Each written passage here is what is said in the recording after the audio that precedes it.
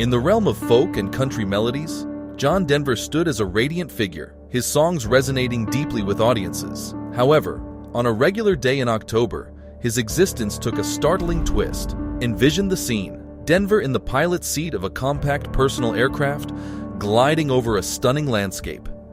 The creator of classics like Take Me Home, Country Roads, Denver was no stranger to the skies. His passion for flying lifted him to great heights. Yet, in those final harrowing moments, something went dreadfully awry. Let's delve into the extraordinary story of John Denver, weaving through his musical journey, adventurous life, and a pivotal flight that stunned the music community.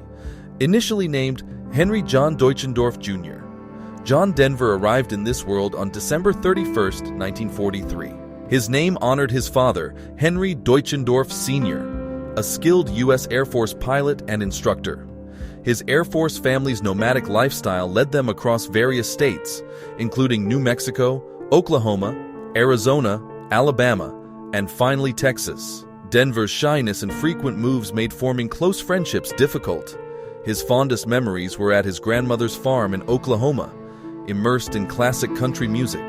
At 11, he received an old Gibson guitar from his other grandmother, unlocking his musical expression and connection to others through his singing and guitar playing. Denver's high school years were rocky, culminating in his daring escape to California in junior year, aspiring to be a musician. His father, a pilot, quickly retrieved him, leading to Denver's return to Texas to finish high school. Afterward, he attended Texas Tech University in Lubbock, majoring in architecture, but music continually beckoned him. Joining the Alpine Trio during college, he discovered his musical aptitude, which propelled him towards a celebrated music career. His increasing success in local gigs led him to drop out of college and head to Los Angeles, pursuing his musical dreams. John Denver, the writer behind the hit Leaving on a Jet Plane performed by Peter, Paul, and Mary, composed it during a lonely layover. Airplanes and flying were as dear to him as music. When Leaving on a Jet Plane soared in popularity, it boosted Denver's career. Record labels, drawn to his genuine persona, persuaded him to adopt a stage name for greater appeal. He chose Denver from Colorado's capital, reflecting his affection for the state. Later settling in Colorado, Denver's deep connection with the Rocky Mountains inspired much of his music. The name Denver significantly enhanced his career. From the late 60s through the mid-70s, he released 6 albums, 4 of which achieved immense success. His hits like Take Me Home, Country Roads, Annie's Song, and Thank God I'm a Country Boy topped charts. His Rocky Mountain High even became Colorado's official state song, immortalizing his influence there. An avid adventurer, Denver inherited his explorative nature from his father, who taught him to fly.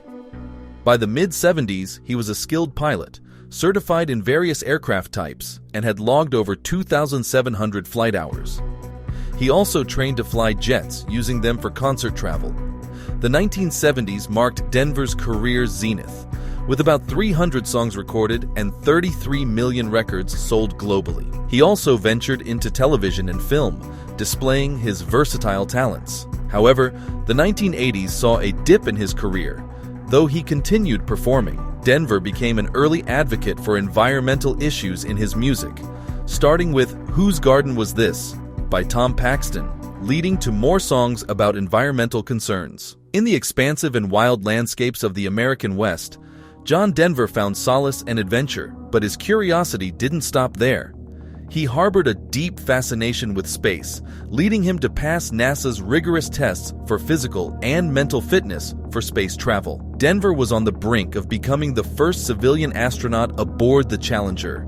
He had even dreamt of composing a song in space. However, destiny intervened and he was not selected for the mission, a twist of fate that ironically saved his life when the Challenger tragically exploded in 1986. John Denver was often seen as a thrill seeker, especially in his flying pursuits. He was passionate about aerobatics and glider flying, often showcasing his skills by shutting off his plane's engine miles from Aspen to glide it safely to land. His aircraft collection included a Kristen Eagle and several Cessna 210s. In 1997, Denver's quest for new thrills led him to the Long EZ, a popular home-built aircraft with a unique modification, The fuel selector valve was positioned awkwardly over the pilot's left shoulder. Denver fell in love with this plane and bought it for $56,000, planning to give it a new paint job and registration, N555JD. After purchasing the plane and while it was being repainted, Denver continued his tour, performing his last concert in Corpus Christi, Texas, on October 5, 1997. He appeared energetic and lively, unaware of the fate that awaited him just days later. On October 11, 1997, Denver and his flight instructor flew the plane, checking its systems, including the unconventional fuel selector valve. The following day, Denver, eager to fly his new plane, declined an invitation to play another round of golf. Dressed casually, he arrived at Monterey Peninsula Airport, California for a flight. Despite his pre-flight inspection, the unusual placement of the fuel selector valve was a concern, and he had plans to reposition it. After taking off and performing some maneuvers, tragedy struck. At 5:28 p.m., Denver's plane abruptly nosedived into the Pacific Ocean near Pacific Grove, California. Eyewitnesses reported a sharp tilt and a noise from the engine before the crash. The impact was severe, and the post-mortem report indicated multiple blunt force traumas, confirming the crash was not survivable. Rescue teams arrived quickly, but it took hours to recover Denver's remains from the ocean. The National Transportation Safety Board, NTSB, launched an investigation to determine the cause of the crash. They explored several avenues, including Denver's past struggles with substance abuse. He had faced legal issues related to drunk driving in 1993 and 1994, and had admitted to using LSD and marijuana. These challenges had impacted his ability to obtain a medical certificate necessary for flying. Denver's untimely demise left a void in the music world, cutting short the life of a beloved musician, an adventurous spirit, and a man with a deep connection to nature and the universe beyond.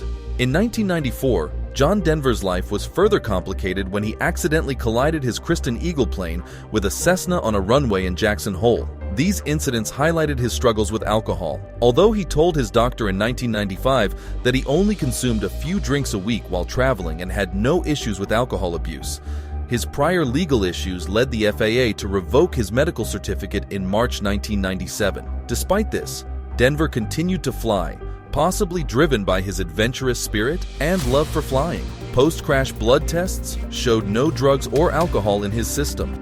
The NTSB concluded that the crash was likely caused by the awkwardly placed fuel selector valve in his Long Easy's aircraft, which required a complex process to operate. This process involved removing one's hand from the control stick, releasing the shoulder harness, and turning significantly to reach the handle, a maneuver that often resulted in accidentally pressing the right rudder pedal. Investigators also found that Denver hadn't refueled before the flight.